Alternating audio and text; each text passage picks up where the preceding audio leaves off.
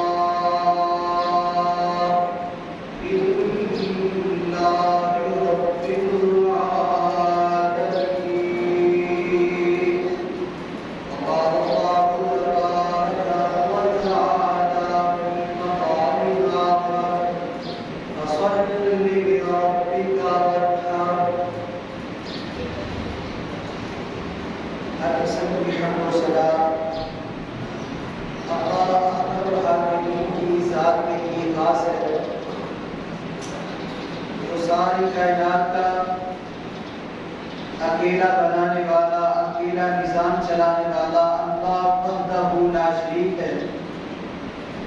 اس کی ذات کے اندر، صفات کے اندر، اسماء گرامی کے اندر کوئی بھی اس کا شریک نہیں۔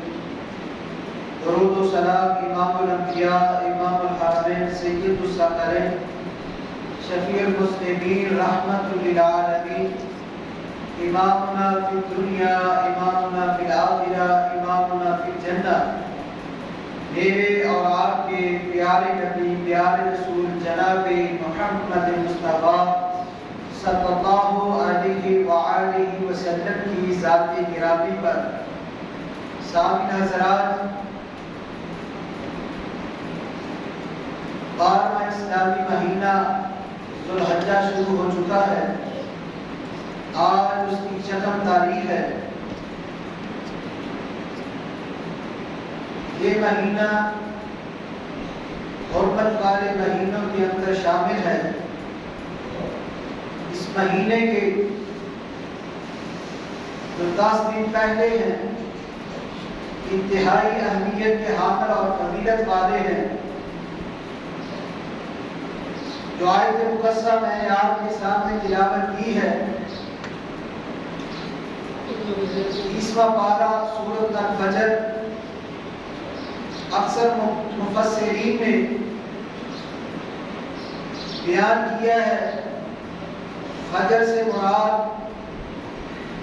ذوالحجہ کی 1 تاریخ کی فجر ہے، وَلَيَالٍ عَشْرٍ، اور ذوالحجہ کے پہلے عشرے کی 10 راتوں کی اللہ تعالیٰ نے قسم اٹھائی ہے۔ قرآن مقدس کو پڑھا جائے، اللہ تعالیٰ نے زمین کی قسم اٹھائی ہے، آسمان کی قسم اٹھائی ہے، سورج اور چاند ستاروں کی قسم اٹھائی ہے۔ ایک قرآن کریم کے اندر سورت ایسی ہے، اس سورت کا نام سورت الشمس ہے۔ وہاں پر اللہ تبارک و تعالی نے 11 قسمیں اٹھائی ہیں، اور 11 آیات کے اندر مختلف قسم کے الفاظ اللہ تبارک و تعالی نے بیان کیے ہیں۔ پھر آپ علیہ السلام نے فرمایا، جس بندے کو قسم اٹھانے کی ضرورت پڑ جائے وہ اللہ تعالیٰ کے نام کی ہی قسم اٹھائے، کسی اور کے نام کی قسم اٹھانے سے بچنا چاہیے، اپنے آپ کو باز رکھنا چاہیے۔ جب بھی قسم اٹھانی ہے اللہ کے نام کی اٹھائے۔ اللہ تعالیٰ نے قسم اٹھائی ہے فجر کی، والفجر ولیال عشر، فجر کی قسم ہے، ولیال عشر، اور 10 راتوں کی قسم ہے، والشفع والوتر، جفت اور تار کی قسم ہے۔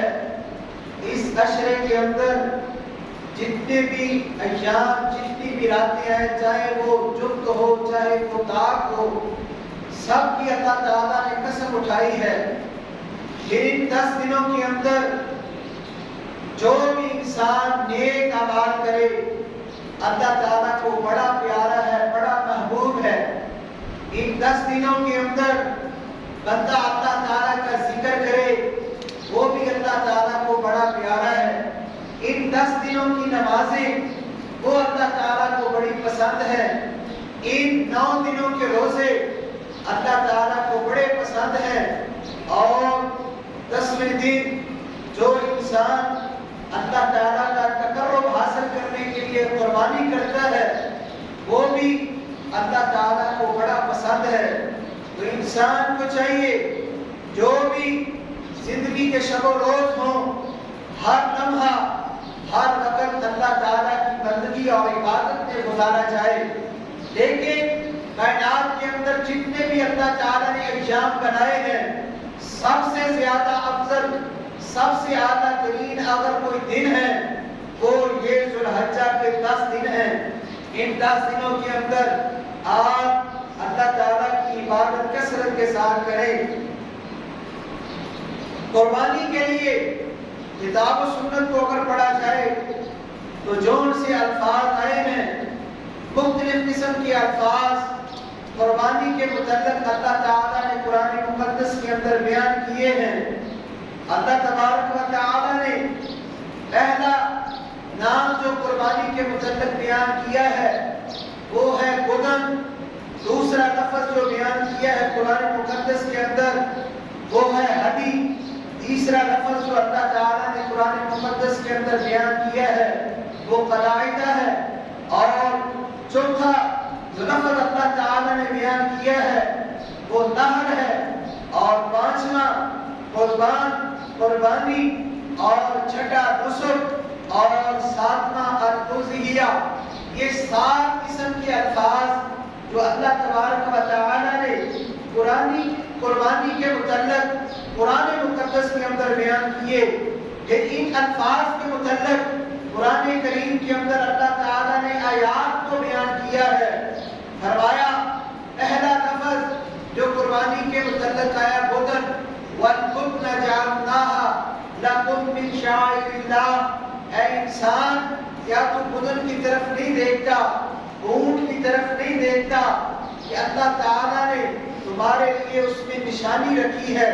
قرآن کریم کے اندر اللہ تعالیٰ نے اونٹ کے متعلق بدن کا لفظ بھی استعمال کیا ہے، اور دوسرا لفظ جو اونٹ کے متعلق قرآن و حدیث کے اندر آیا ہے وہ جمل کا بھی لفظ ہے، تیسرا لفظ ابل کا لفظ ہے، اور چوتھا لفظ بعیر کا لفظ ہے، اور پانچواں لفظ رکاب کا لفظ ہے، اور چھٹا لفظ اللہ تبارک و تعالیٰ نے جبالتم بیان کیا ہے۔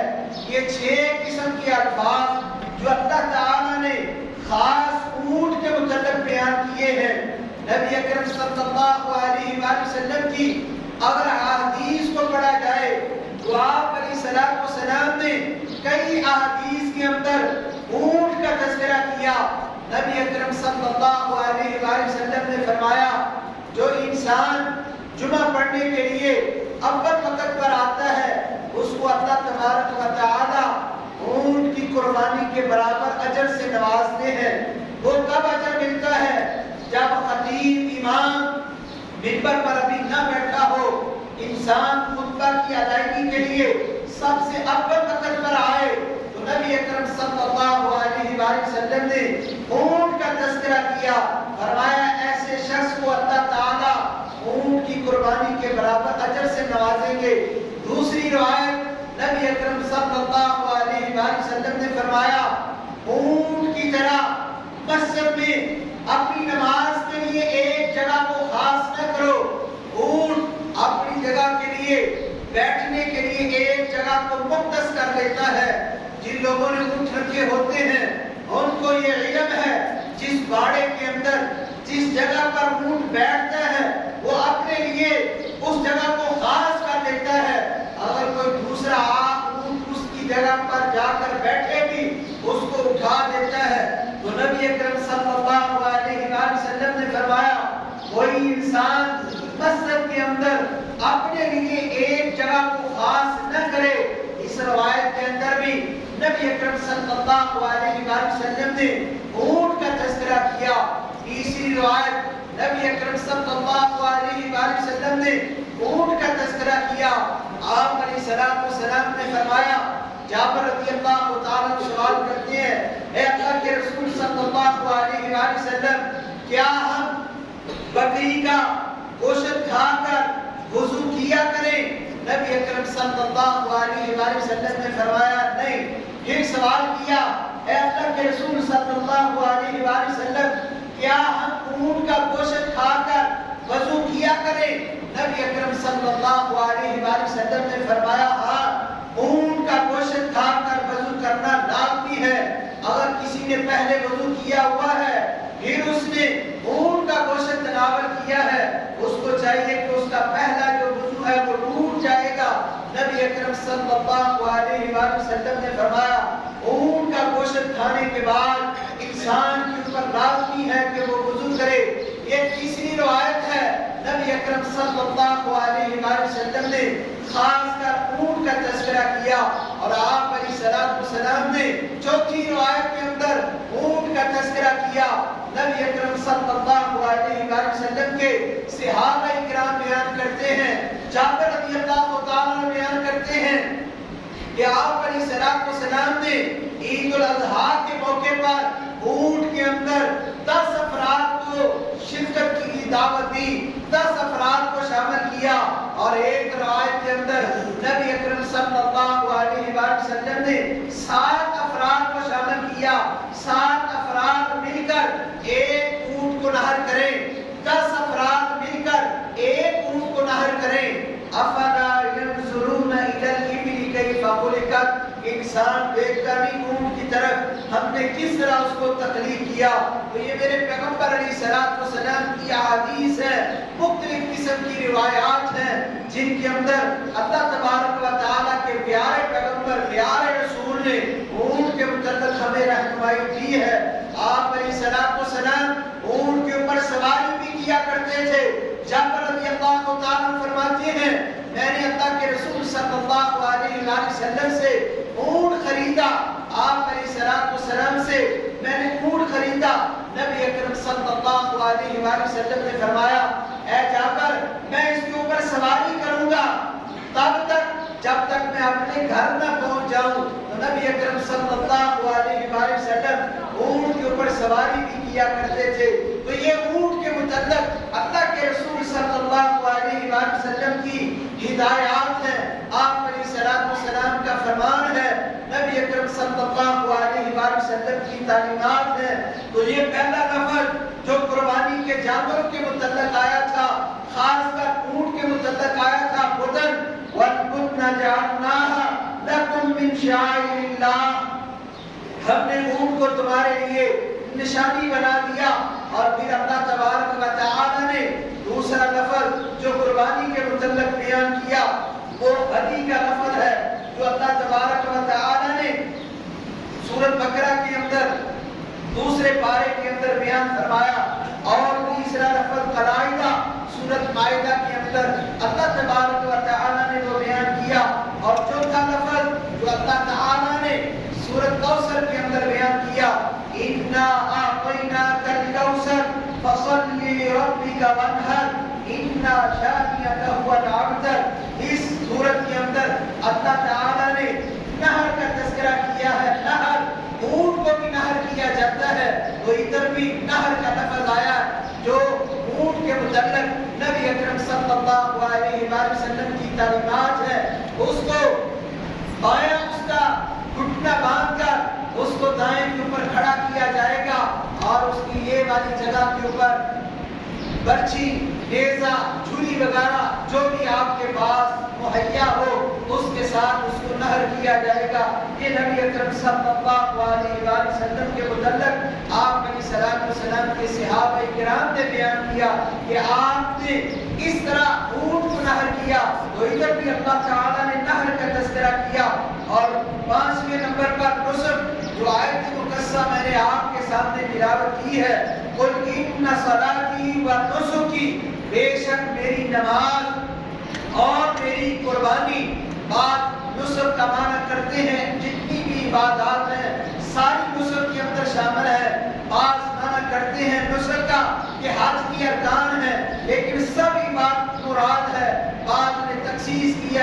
سے مراد قربانی کا جانور وہ بھی اس کے اندر شامل ہے۔ قل ان صلاتی و نسکی و محیایا و مماتی للہ رب العالمین، میرا جینا اور میرا مرنا، میری نماز اور میری قربانی، ساری عبادات یہ صرف اور صرف اللہ تبارک و تعالیٰ کے لیے ہے، غیر اللہ کے لیے نہیں ہے، اللہ کے سوا کسی اور کے لیے نہیں ہے۔ ساری عبادت یہ صرف اللہ تبارک و تعالیٰ کے لیے ہے۔ نبی اکرم صلی اللہ علیہ وسلم کے اوپر اللہ تعالیٰ نے قربانی کو جو فرض کیا سن 2 ہجری کے اندر، نبی اکرم صلی اللہ علیہ وسلم ہر سال، عبداللہ بن عمر رضی اللہ تعالیٰ بیان کرتے ہیں، نبی اکرم صلی اللہ علیہ وسلم 10 سال مدینہ منورہ کے اندر رہے اور آپ علیہ السلام قربانی کرتے رہے۔ عبداللہ بن عمر رضی اللہ تعالیٰ سے سوال کیا گیا، کیا قربانی فرض ہے، واجب ہے، مستحب ہے؟ تو عبداللہ بن عمر رضی اللہ تعالیٰ فرماتے ہیں، ضحى رسول اللہ صلی اللہ علیہ وسلم، اللہ کے رسول صلی اللہ علیہ وسلم قربانی کیا کرتے، والمسلمون، اور مسلمان بھی قربانی کیا کرتے۔ پھر سوال کرنے والے نے سوال کیا، اتاک یضحى رسول اللہ صلی اللہ علیہ وسلم والمسلمون، کیا قربانی واجب ہے؟ تو عبداللہ بن عمر رضی اللہ تعالیٰ فرماتے ہیں، اللہ کے رسول صلی اللہ علیہ وسلم ہر سال قربانی کیا کرتے، مسلمان ہر سال قربانی کیا کرتے۔ پھر ایک اور روایت کے اندر نبی اکرم صلی اللہ علیہ وسلم نے فرمایا، یا ایھا الناس ان علی کل اہل بیت فی کل عام اضحیہ، اے لوگو تم میں سے ہر گھر والوں کے اوپر قربانی کرنا لازم ہے، ضروری ہے۔ جس کو اللہ تعالیٰ نے استطاعت عطا کی ہے اس کو چاہیے کہ ہر سال جتنی اللہ تعالیٰ نے طاقت عطا کی ہے، ہمت عطا کی ہے، وہ قربانی کیا کرے۔ اگر اللہ تعالیٰ نے بکرا کرنے کی توفیق عطا فرمائی ہے وہ بکرا کرے، اگر اللہ تعالیٰ نے گائے کرنے کی توفیق عطا فرمائی ہے وہ گائے کی قربانی کرے۔ اور پھر نبی اکرم صلی اللہ علیہ وسلم سے جو روایات ملتی ہیں، آپ علیہ السلام نے فرمایا، جس کے پاس استطاعت ہے اونٹ کرنے کی قربانی کی، وہ اونٹ کو نہر کرے۔ اس لیے ہر سال یہ اللہ کے رسول صلی اللہ علیہ وسلم نے قربانی کرنے کو لازم قرار دیا ہے۔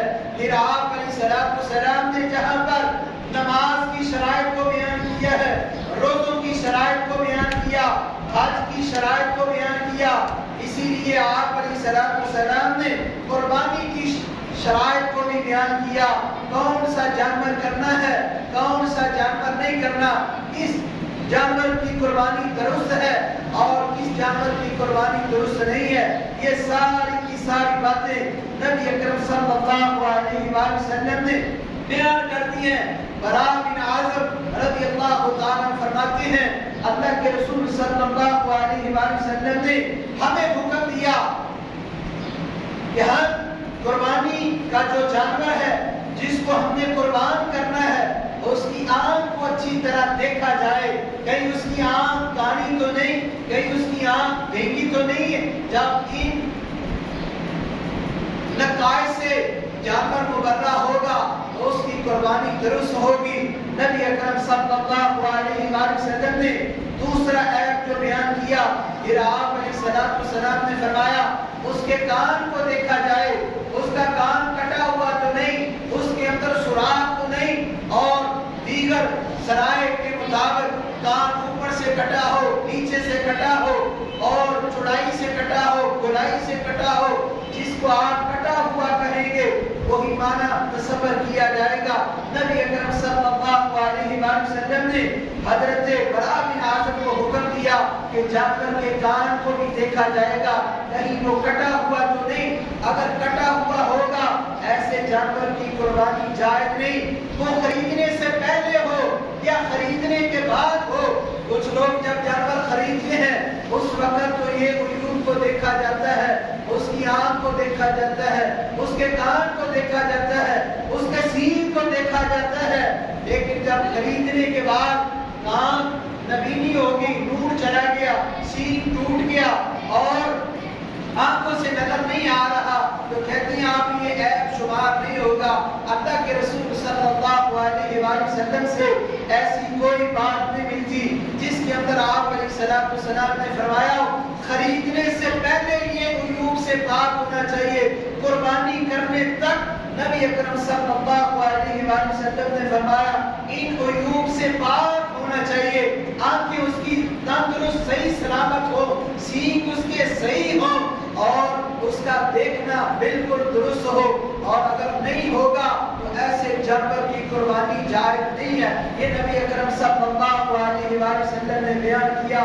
پھر برا بن عازب رضی اللہ تعالیٰ فرماتے ہیں نبی اکرم صلی اللہ علیہ وآلہ وسلم نے ایک اور آیت کے اندر فرمایا ایسا جانور جو لنگڑا ہو، صحیح چلتا نہ ہو، ایسے جانور کی قربانی جائز نہیں ہے۔ اس کا لنگڑا پن نمایاں ہو، انسان کو اللہ تعالیٰ نے بصارت عطا کی ہے، دیکھنے کی صلاحیت عطا کی ہے، جو جانور کو چلتا ہوا دیکھ کر بتا دے گا یہ تو جانور لنگڑا کر چل رہا ہے، یہ پاؤں زمین کے اوپر صحیح طرح نہیں لگا رہا۔ جو جانور لنگڑا ہو اس کی قربانی بھی جائز نہیں ہے۔ ایک دوسرے نمبر پر آپ علیہ السلام نے فرمایا وہ جانور جس کی بیماری بالکل واضح ہو، بالکل عیاں ہو کہ یہ جانور بیمار ہے، یہ جانور تندرست ہے یا یہ اور اس کو کوئی مرض ہے، تو ایسے جانور سے ایک قربانی نہیں کرنی۔ اللہ کے رسول صلی اللہ علیہ وآلہ وسلم نے منع کیا ہے۔ پھر تیسرے نمبر پر نبی اکرم صلی اللہ علیہ وآلہ وسلم نے فرمایا ایسا کمزور، ایسا ضعیف جانور، ایسا لاغر جانور جس کی ہڈیوں کے اوپر غدہ نہیں، بوڑھا ہو چکا ہے، تو بوڑھے جانور کی قربانی بھی نبی اکرم صلی اللہ علیہ وآلہ وسلم نے جائز نہیں قرار دی۔ ان عیوب سے پاک ہونا چاہیے، خریدنے سے پہلے بھی، خریدنے کے بعد بھی، قربانی کرنے تک یہ نبی اکرم صلی اللہ علیہ وآلہ وسلم نے عیوب بیان کر دیے ہیں۔ ان کو ذہن نشین رکھنا ہے۔ جب آپ نے قربانی کا جانور خریدنا ہے اس کی آپ نے آنکھیں بھی چیک کرنی ہے، اس کی کان بھی چیک کرنا ہے اور اس کے سینگ کو بھی چیک کرنا ہے، اس کو چلا کر دیکھنا ہے، اس کے دانتوں کو بھی دیکھنا ہے۔ نبی اکرم صلی اللہ علیہ وآلہ وسلم کے صحابی جابر رضی اللہ تعالیٰ بیان کرتے ہیں آپ علیہ السلام نے فرمایا لا تذبحوا الا مسنہ، نہ تم ذبح کرو مگر مسنہ جانور۔ مسنہ جانور وہ ہوتا ہے جس کے دودھ کے دانت گر چکے ہوں اور بعد میں دوسرے نئے دانت آئیں، اس کو مسنہ کہا جاتا ہے۔ تو جب بھی آپ نے کوئی جانور ذبح کرنا ہے اس کو دیکھنا ہے خریدتے وقت وہ دھوتا ہو چکا ہے یا دودے سے اوپر ہو چکا ہے۔ یہ نبی اکرم صلی اللہ علیہ وسلم کی تعلیمات ہے۔ عموماً لوگ دیکھتے ہیں یہ جانور بہت صحت مند ہے، توانا ہے، لیکن اس کے دانتوں کی طرف غور نہیں کیا جاتا، منہ کھول کر دانت نہیں چیک کیے جاتے کہ یہ واقعی جو اللہ کے رسول صلی اللہ علیہ وسلم نے فرمایا تھا لا تذبحوا الا مسنہ، نہ تم ذبح کرو مگر مسنہ جانور، الا ان یعصر علیکم فتذبحوا جذعۃ من الغنم، اگر تمہارے اوپر مشکل آ جائے، دشواری ہو جائے، تم کو دھوتا جانور نہیں مل رہا یا اتنی استطاعت ہی نہیں ہے کہ آپ دھوتے کو خرید سکے، یہ دو صورتیں بنتی ہیں، یا آدمی کو جانور دھوتا مل نہ رہا ہو یا آدمی کے پاس اتنی استطاعت نہ ہو کہ وہ دھوتا جانور کی ہی قربانی کرے۔ پھر اللہ کے رسول صلی اللہ علیہ وسلم نے فرمایا فَتَذْبَحُوا جَزْعَةً مِنَ الظَّانِ، ذبح کرو بھیڑ کی نسل کا 1 سال کا، وہ نہ 6 ماہ آیا ہے نہ 8 ماہ آیا ہے، نہ انسان کے بدن اٹھانے کی بات آئی ہے۔ معاشرے کے اندر دیکھتے ہیں لوگوں نے اپنی طرف سے باتیں بنائی ہوئی ہیں، یہ جی 6 ماہ کا ہے آپ کا وزن اٹھا سکتا ہے، آپ اسے کر دیں، یہ 8 ماہ کا ہے آپ کا وزن اٹھا لے گا، یہ پل سراج سے آپ کو باہر لے جائے گا، یہ خود بنائی ہوئی باتیں ہیں. اللہ کے رسول صلی اللہ علیہ وآلہ وسلم سے ایسی کوئی تعلیم، ایسی کوئی روایت صحابہ کرام نے نہ سنی ہے نہ بیان کی ہے. یہ ہے نبی اکرم صلی اللہ علیہ وآلہ وسلم نے قربانی کی شرائط بیان کی، قربانی کے جانور کے عیوب کو بیان کیا. جس جانور کے اندر یہ عیوب ہوں گے اس کی قربانی درست نہیں ہے. ایسے جانور کو قربانی کے طور پر آپ ذبح نہیں کر سکتے، اس کے علاوہ کر سکتے ہیں. لیکن جن عیوب سے پاک یہ جانور ہوگا، وہ بکرا ہو پھر بھی، وہ بکری ہو پھر بھی، وہ بھیڑ ہو، وہ لیلا ہو، وہ گائے ہو، وہ بیل ہو، وہ اونٹ ہو، وہ اونٹنی ہو، یہ سارے کے سارے جانور اللہ کے رسول صلی اللہ علیہ وآلہ وسلم نے کیے ہیں. نبی اکرم صلی اللہ علیہ وآلہ وسلم نے نر جانور بھی کیے ہیں، مادہ جانور بھی کیے ہیں. ہمارے معاشرے کے اندر ایک رمز چلتی ہے کہ ہم مادہ جانور نہیں کریں گے، اونٹنی کی قربانی نہیں کریں گے، گائے کی قربانی نہیں کریں گے، بکری کی قربانی نہیں کریں گے، بھیڑ کی قربانی نہیں کریں گے. نبی اکرم صلی اللہ علیہ وآلہ وسلم کے متعلق آتا ہے آپ نے اپنی ازواج کی طرف سے ایک گائے کو ذبح کیا. تو یہ نبی اکرم صلی اللہ علیہ وآلہ وسلم کا عمل بتاتا ہے کہ آپ علیہ السلام مؤنث جانور کی بھی قربانی کر لیا کرتے تھے. تو اس کے اندر کوئی بات نہیں ہے کہ آدمی مؤنث جانور کی قربانی نہ کرے اور پھر فتوے بھی لگاتا رہے. ایسی بات کتاب و سنت کے اندر نہیں آئی. قل ان صلاتی ونسکی ومحیای ومماتی للہ رب العالمین. کہہ دیجیے پیارے پیغمبر علیہ السلام، میری قربانی، میری نماز، میرا جینا اور میرا مرنا للہ رب العالمین، یہ اللہ تبارک و تعالی کے لیے ہے. ایک اور ہمارے معاشرے کے اندر بات چلتی ہے، بڑا جانور تو لے لیا، اونٹ بھی لے لیا، گائے بھی لے لی، اور پھر اس گائے کے اندر، اس اونٹ کے اندر لوگ عقیقوں کو بھی شامل کرتے ہیں کہ ہم نے اپنے بیٹے کا عقیقہ نہیں کیا تھا تو ہم اس کے اندر اگر بیٹا ہے 2 حصے اس کے شامل کریں گے، بیٹی ہے 1 حصہ اس کا شامل کر کے قربانی بھی کریں گے، عقیقہ بھی کریں گے. ایسی کوئی روایت نہیں ملتی نبی اکرم صلی اللہ علیہ وآلہ وسلم سے، نہ ہی صحابہ کرام سے کہ آپ نے قربانی کا جانور بڑا خریدا ہو اور اس کے اندر بچوں کے عقیقے بھی شامل کیے ہو. ہاں عقیقے کے متعلق الگ روایات آتی ہیں، وہ چھوٹے جانوروں کے متعلق ہیں.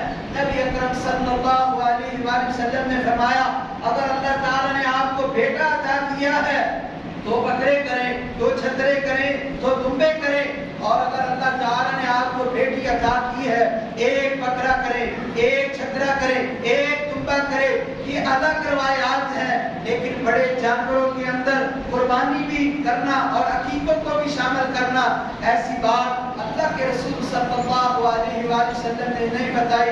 اس لیے اپنی قربانیوں کو کتاب و سنت کے مطابق خریدیں، کتاب و سنت کے مطابق نحر اور ذبح کریں. اللہ تبارک و تعالیٰ سے دعا ہے جو کچھ میں نے کہا ہے اللہ تعالیٰ سمجھنے کی، عمل کرنے کی توفیق نصیب فرمائے. وما علیہ الا البلاغ.